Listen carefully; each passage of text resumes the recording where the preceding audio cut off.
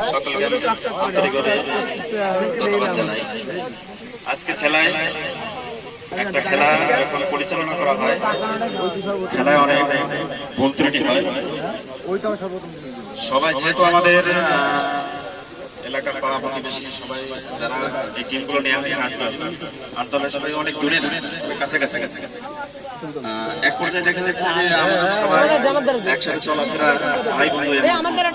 আমাদের এই খেলা অনুষ্ঠানে যদি কোনো ভুল ভ্রান্তি হয়ে থাকে, আমি আমার ক্লাবের পক্ষ থেকে সবার কাছে ক্ষমা সুন্দর দৃষ্টিতে দেখার জন্য বিনীতভাবে অনুরোধ করছি। এখন আমাদের যে খেলা পরিচালনা করা হয়েছে, এই বাবু দেখি মুজাহিদ একাদশ,